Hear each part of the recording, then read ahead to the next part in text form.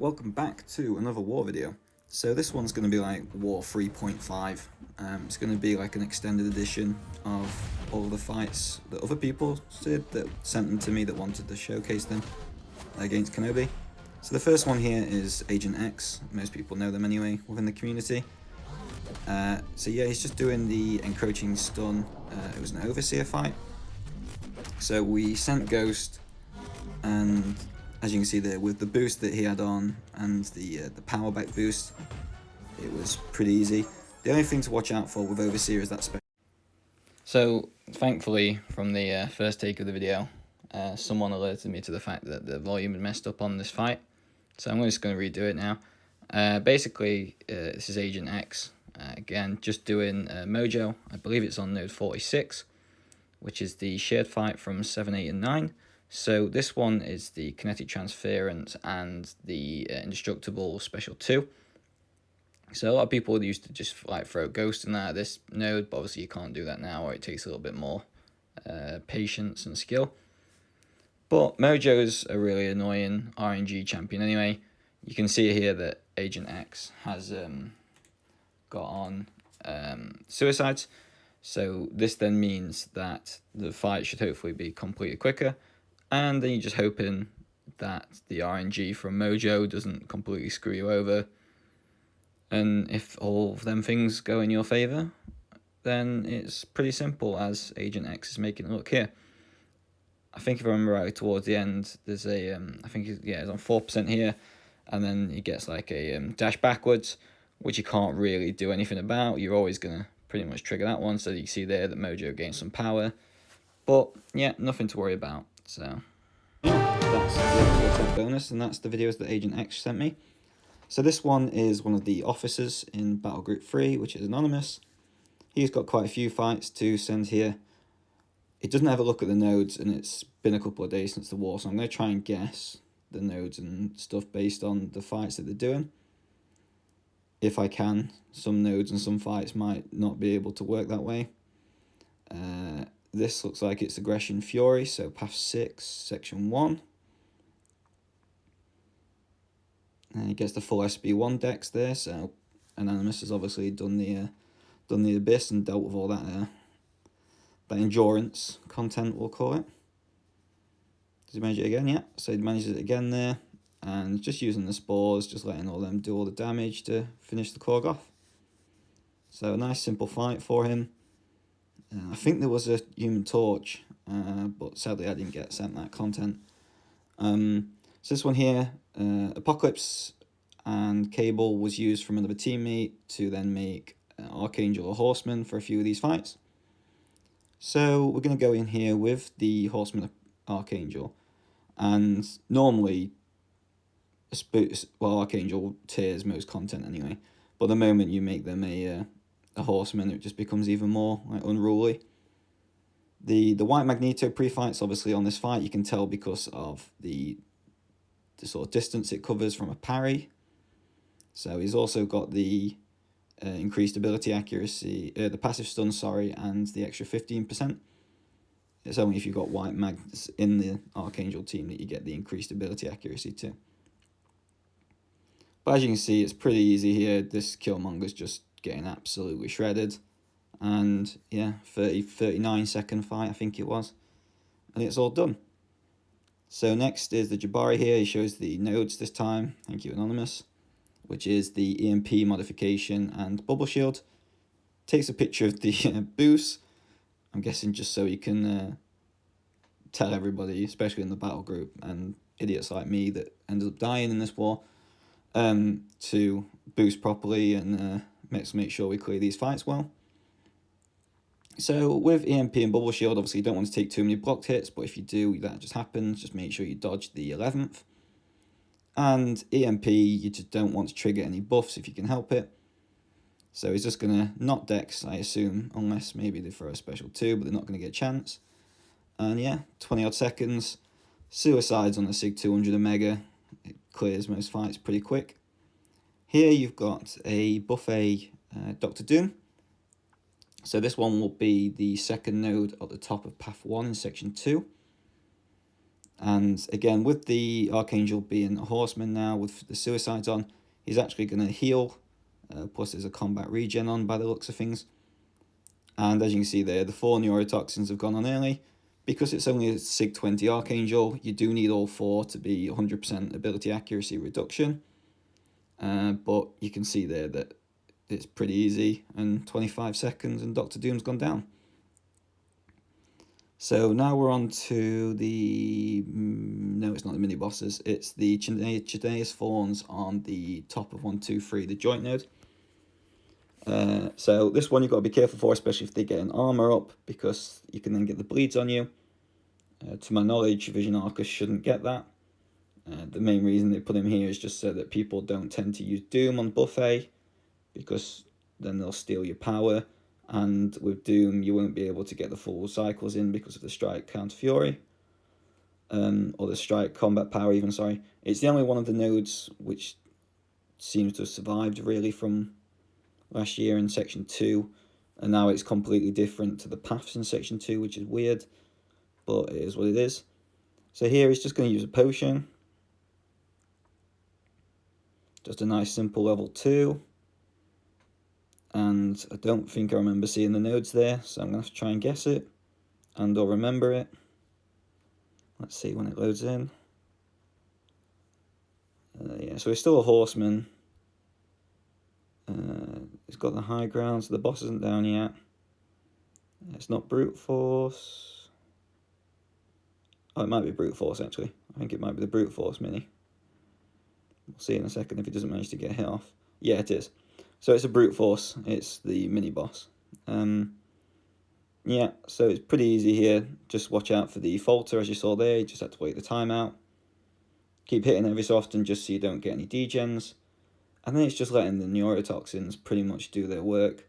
Again, the falter's going to come back here. He has the chance to miss it because of the ability accuracy reduction. So it does the first time, doesn't the second. And then clears Professor X. So they're all the fights that Anonymous sent me, so thank you much for sending them.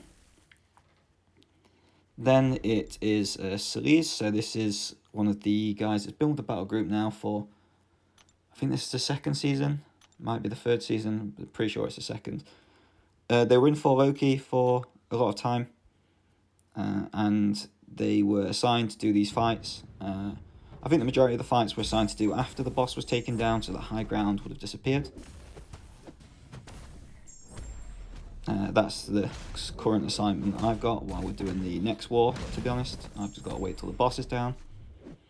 And yeah, so this fight here with the kinetic transference, and it's the power bond, I think it is, so it means that power draining abilities and stuff like that are 90% reduced. But here he's just going to put Dragon Man into the Doom cycle.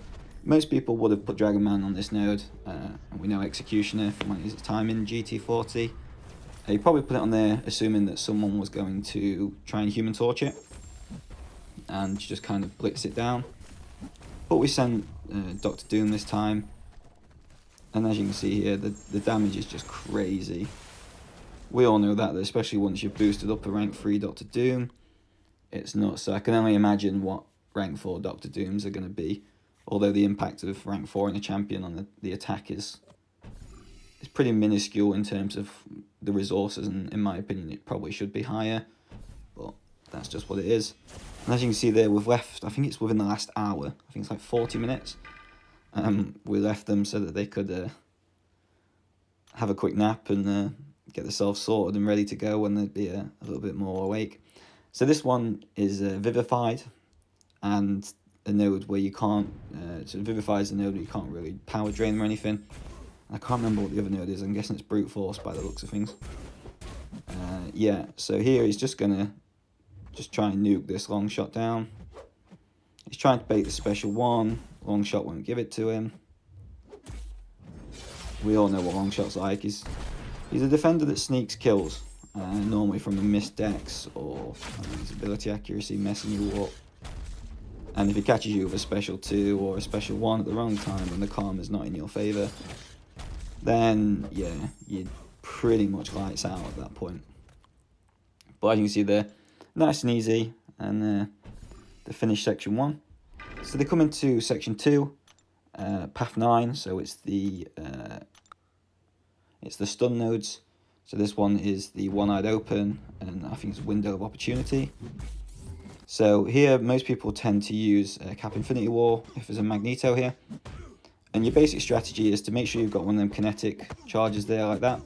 And then once Magneto tries to hit you with a heavy, you can get rid of the unstoppable, and you're fine. Here, they had said it about it in the battle group chat as well. They completely forgot about the one-eyed open, so they were laying into Magneto there, and it didn't happen. We got quite lucky there in terms of the special 2 not stunning, because all of that damage would have been reflected back if it had stunned.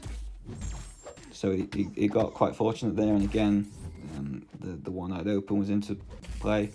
So he's just trying to build a few of these kinetic charges before he gets rid of the unstoppable. And then you can see here, it's just about wearing them down. It's a long fight, especially when you're using only a 5-star, but a lot of people don't have Cap Infinity War rank 3 in Sig 200 right now. And it's usually the best to only use Cap Infinity War for content like Alliance War and stuff, where people require the abilities to kind of work guaranteed to be Sig 200.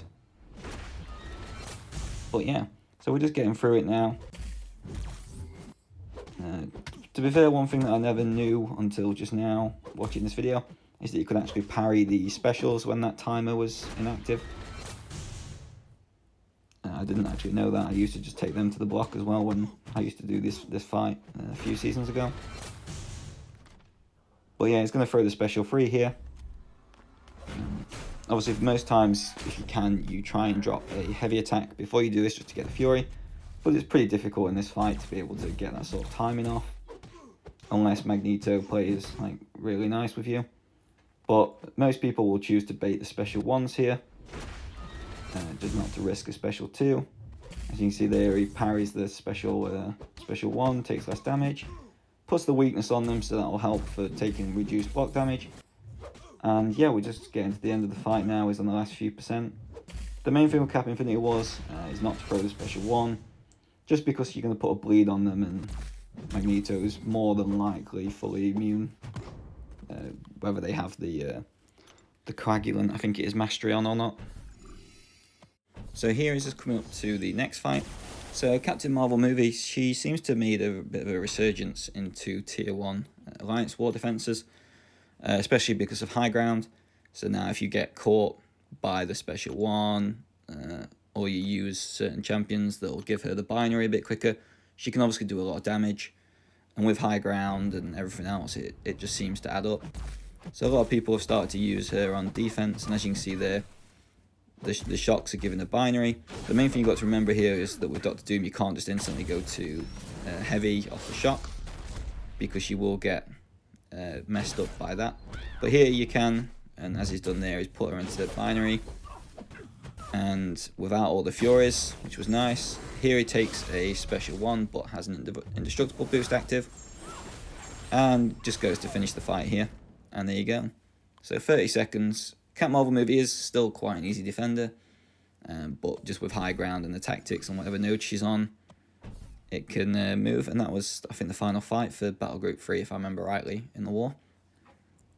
Here, so this is a member of a different battle group. So a lot of people have started putting Green Goblin on Path 1, Section 2, Section 1, Path 2, which is some of the counter Fury nodes, so basically this one you have to make sure that you're throwing specials all the time, or else you give Green Goblin Furies. And as you can see here, the Furies are starting to stack up quite a lot because he didn't manage to throw a special before Green Goblin did. And you've got to be careful of the fact that he's just a high ground defender. Every special 1 that hits you, you're going to take that damage back. You need to try and actually make sure that you're throwing specials where you can. But the damage was too much there through the Human Torch, Nova Flames, and the boost. So he didn't need to, and it was pretty safe. But I tend to throw a special there, and as you can see, he was pretty well boosted. Here he's going to flick on suicides. I'm guessing it might be only half suicides. Oh no, it's full suicides for the rest of this war, I'm guessing. It's the first time I've seen most of these clips, so I'm kind of commentating as I see them. And he's going to go back into war to now do this Dr. Doom, which is on the Brute Force node, as well as the Counter Fury. So you see there he's still got the Indestructible, but I think this might be getting changed to an Advanced Power. Yeah. So then boosts, you don't really need anything more than 150 tech, or else you're going to be given way too much power back. And then you won't be able to go back-to-back special 2s like most people intend to do. And here, you see some people do these fights differently. Some people try and take as many hits into the phase as they can straight away. Others try and make the most damage as they can with the Furies. Nice little finish there. If Doom was pretty compliant and just kind of sat there until that last hit.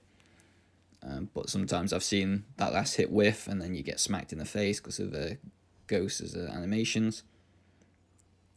But yeah, so then they're going to back up path 4 here in section 2. I imagine it's just to do this, maybe this Havoc. A lot of people just ghost Havoc now. They don't always bring in a Warlock or a Guillotine or a Colossus or something like that to get past the Plasma Detonates anymore. They just tend to bring in Ghost and just kind of power through him, and you're probably going to see that here.